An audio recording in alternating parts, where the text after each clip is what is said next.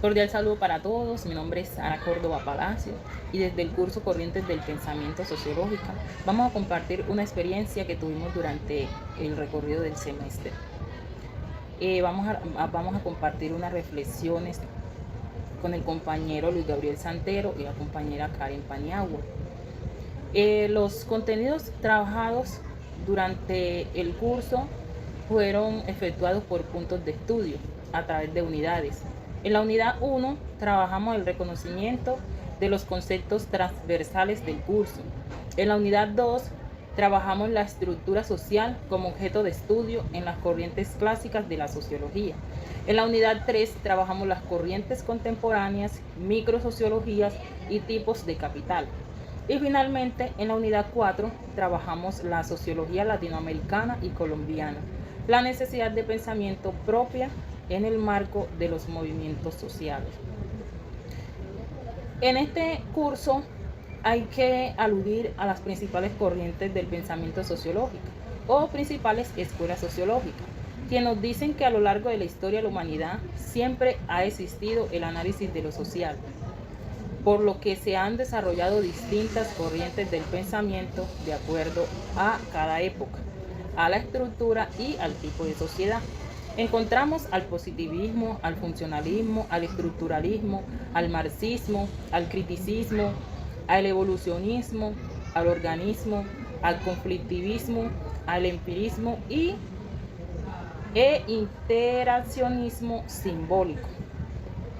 En esta experiencia encontramos a algunos autores quienes dan sus aportes con ideas muy importantes a esta época.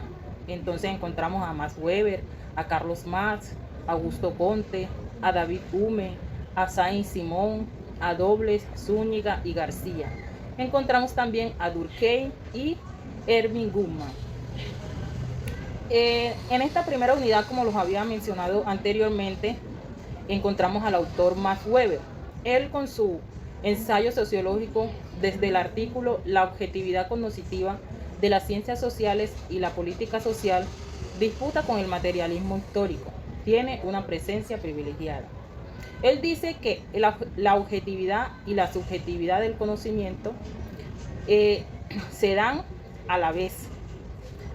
Lo objetivo porque corresponde a la realidad, lo subjetivo porque está impregnado de elementos pensantes implícitos en el acto cognoscitivo. Dice que el conocimiento vincula procedimientos mentales subjetivos con actividades prácticas objetivas. Sin embargo, la ciencia busca el predominio del objetivo a través de explicaciones congruentes, predicciones y control de los fenómenos naturales. Encontramos que se da como un debate entre Max Weber y Carlos Marx. Carlos Marx expone unas ideas del desarrollo, el socialismo científico, el comunismo moderno y el marxismo. La teoría marxista de la alineación, sus contribuciones a la teoría del valor, trabajo, a la idea del plus, valor, a la teoría de lucha de clases sociales y a la concepción materialista de la historia. Desde la teoría positivista que se encuentra ubicada en la primera unidad, encontramos que el pionero de esta teoría es Augusto Comte, con su obra Curso de la Filosofía Positiva. Pero más adelante, esta idea es apoyada por tres autores más. Tenemos a Dobles, a Zúñiga y a García, a través del método científico. Ellos suponen que se puede obtener un conocimiento objetivo del estudio del mundo natural y social. Aluden que también las ciencias naturales como las ciencias sociales pueden hacer uso del método para desarrollar la investigación. Las características del positivismo se encuentran en la relación que hay entre el sujeto, la conciencia, la percepción, la intencionalidad, el objeto y la sensación. Entonces, esta es una de las características principales del positivismo. Está ligada directamente con los hechos científicos, o sea, que el conocimiento es verificado, es descriptivo, observado y verificado, como lo había dicho, a través del método científico. Ellos dicen que el único conocimiento que tiene validez es a través del método científico. También dice que la realidad habla de la realidad de los sentidos, o sea que a través del método científico se da la teoría de la realidad de los sentidos, que las personas pueden verificar todo este conocimiento a través de los sentidos. Y aquí colocan un ejemplo muy importante que nos hacen una pregunta: ¿cómo cuidamos los ojos? Dice, el oftalmólogo y optómetra son los doctores que revisan y cuidan tus ojos. Es importante que los visite regularmente. Y el doctor le hace una recomendación al paciente y le dice, no debes tocarte los ojos, pero como esta realidad de los conocimientos es verificada por los sentidos, la persona que hace se toca los ojos para verificar qué siente él pues al tocar. Cordial saludo, mi nombre es Karen Estefania Pernova Solera. Hago parte del programa de Sociología. Voy a leerle la unidad número 2 del curso de Corriente de Pensamiento Sociológico. El cuerpo y la teoría sociológica. En este caso hay 3 autores, uno de ellos es Karl Marx, que dice que el cuerpo como espacio de explotación. El modo de producción capitalista se transforma en función del trabajo y no del trabajo en función del hombre. La acción del hombre siempre está dentro del proceso de creación, satisfacción y nuevas creaciones de necesidades. El cuerpo siempre va a ser un gran engranaje del capitalismo. En este caso le hablamos mucho como de la época donde se veía mucha explotación a las personas que eran de bajos recursos por parte de los mandatarios, que solamente veían a las personas como animales, no las veían como personas.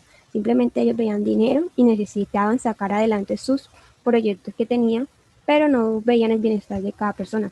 Max Weber les decía del cuerpo. Él dice que la ética protestante o desarrollo de la sociedad capitalista, que para el caso da igual pues se complementan, son nociones imaginarias que afectan y reforman incluso drásticamente el ámbito económico y familiar y también cultural. Toda acción social va ligada a 3 categorías que son el medio, el fin y las consecuencias. La acción social, toda conducta humana que tiene una intencionalidad es que va dirigida a otra persona.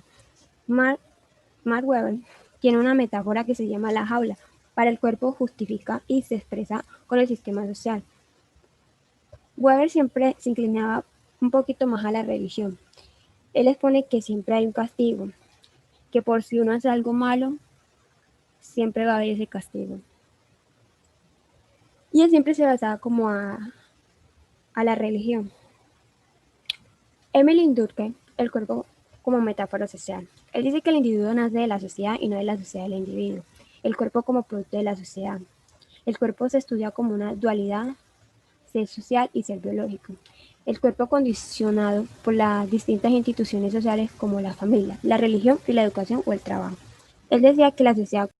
Luego de la intervención de la compañera Sara y de la compañera Karen, vamos a continuar con este ejercicio para hablar en este caso sobre la microsociología y el pensamiento latinoamericano. En ese orden de idea, hablar de microsociología es una área de la sociología que permite analizar el comportamiento de los individuos en los espacios cerrados. En este caso, vale la pena mencionar al sociólogo canadiense Erving Goffman, el cual es considerado padre de esta teoría. Pero ¿cuál es la esencia de su investigación? Es porque después del contexto, después de la Segunda Guerra Mundial, se presentaron situaciones que generaban aspectos que merecían ser investigados, sobre todo en los asilos, y lo cual merecía de que la ciencia hiciera respectivas investigaciones sobre las personas cómo se comportaban en estos espacios. En ese sentido se desarrolló el concepto de la institución total, que básicamente son instituciones públicas o privadas en donde por cualquier circunstancia los individuos nos toca o tendremos o han pasado por estos espacios. Son espacios encerrados en donde ya sea por cualquier época de la vida. En este caso se pueden citar, digamos, los hospitales, los orfanatos, las cárceles, por ejemplo. Pero ¿cuál es la esencia? O sea, ¿cuál es el efecto que causan, digamos, en el comportamiento de los individuos cuando pasan por estos lugares y luego cuando tienen una vida ya con el mundo externo, si se llegase a presentar? En este caso, digamos, se pueden presentar lo que son las tendencias absorbentes, es decir, el individuo está en la obligación desde que amanece hasta que anochece estar encerrado. Él no tiene un contacto con los otros individuos en donde él pueda, digamos, participar en otras relaciones sociales que existen normalmente, que tenemos en nuestros espacios. Entonces el individuo está absorbido de su tiempo, nunca tiene más espacio. Otro aspecto tiene que ver con la desculturización, y en este caso yo menciono un caso muy particular, cuando tuvimos los frecuentes secuestros, que habían casos donde habían personas que duraban más de 5 años en las cárceles que estaban en la selva. Cuando estas personas fueron liberadas, digamos, tenían que sus familias ayudarles a comprender situaciones que estaban ocurriendo en la misma sociedad, y eso les hacía, o durante todo este periodo tuvieron que desaprender y luego aprender conductas propias de su cultura. Otro tema tiene que ver con la estigmatización. Cuando las personas pasan por estos espacios, generalmente tienden a ser estigmatizados, ya sea por su condición. Y un caso muy conocido es el caso de las personas que han pasado por las cárceles. Generalmente se les dificulta, digamos, para conseguir un empleo, o si viven en algún lugar, las personas, los vecinos pueden decir que esta todavía tiende a tener comportamientos delictivos en que se llegase a presentar. Entonces se presentan ciertas estigmatizaciones. Otro aspecto que también tiene que ver con las instituciones totales tiene que ver con la desidentificación de los individuos. En las instituciones las personas son vistas como cosas, como un número más, el cual tiene unas funciones, y las personas pierden, digamos, los sentimientos, digamos que dejan de percibir cosas que son importantes. Por ejemplo, celebrar el cumpleaños de un amigo, un familiar. Para estas personas los eventos importantes de la sociedad, por ser considerado como uno más en este espacio, tienden a tener comportamientos insignificantes frente a otras cosas. Otro tema importante dentro de la microsociología tiene que ver con la teoría de la dramaturgia y el rol social, el cual Gottman pretendía o nos dice que las personas, los individuos, desarrollamos una serie de conductas a través de máscaras. Es decir, esas máscaras las utilizamos para nosotros poder entrar y poder participar en las diferentes relaciones en las cuales estamos sometidos, pero esto es de acuerdo a mantener un orden social. Esto implica de que tengamos que comportarnos de diferentes maneras dependiendo el estrato social de las personas, las edades, el rol social que desempeñamos dentro de la misma sociedad. Es decir, vamos a tener diferentes comportamientos diferentes. En este caso habla de la vida social y de la vida pública. Digamos que las personas manejan dos escenarios, o pueden haber muchos escenarios en donde deberán optar una posición diferente en cada momento. Otro aspecto muy importante, considero, ya saliendo pues del área de la microsociología y continuando con estas temáticas, tiene que ver con el pensamiento sociológico latinoamericano. Y luego de comprender en qué consiste toda esta filosofía del pensamiento, uno puede decir, o se ha dicho, que América Latina, por lo general, nunca ha construido un pensamiento propio. ¿Por qué?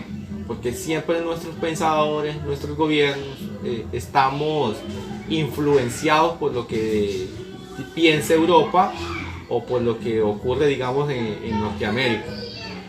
En este sentido, se destacan algunos pensadores como Prebisch, en los cuales él habla mucho sobre la crisis del capitalismo y sus consecuencias en América Latina.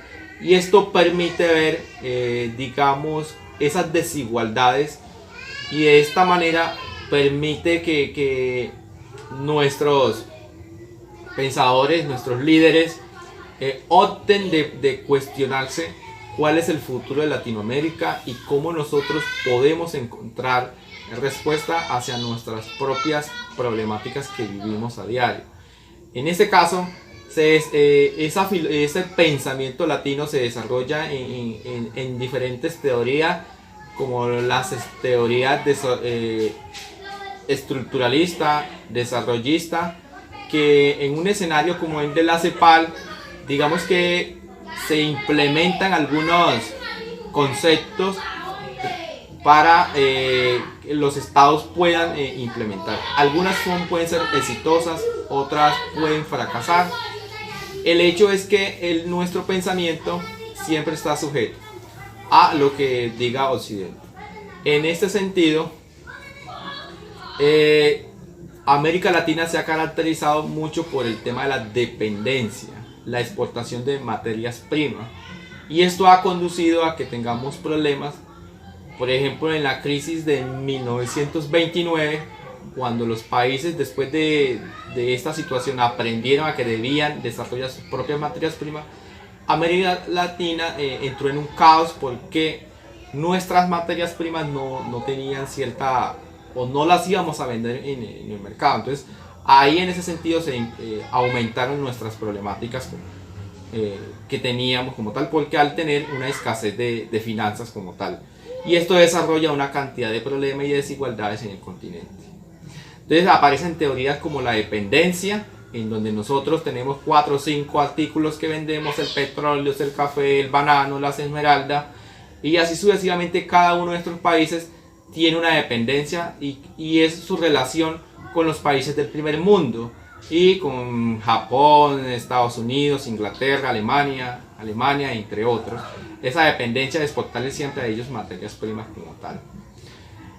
Otro aspecto que tiene relación con nuestra filosofía o nuestro pensamiento tiene que ver con la decolonialidad del poder y la descolonización cultural, en donde Aníbal Quijano, Enrique Dussel nos invitan a hacer una reflexión sobre nuestra forma de pensar, sobre nuestras raíces, el cual nos invita a crear, digamos, como una segunda independencia, pero ya no es una independencia del territorio, sino desde lo cultural, desde lo intelectual, en la que se nos invita a nosotros los latinoamericanos a desarrollar nuestras propias ideas y que el mundo comience a optar por el pensamiento propio latinoamericano. En este caso es importante los estudios culturales, en este caso cito a Andrés Bello, y donde se hacen importantes investigaciones sobre los estudios culturales y lo que nos va a permitir a nosotros venderle al mundo, darnos a conocer a través de la música, a través del arte, de la literatura, la esencia de América Latina. Esperamos pues que esta participación haya sido lo suficiente válido y significativo, y muchas gracias.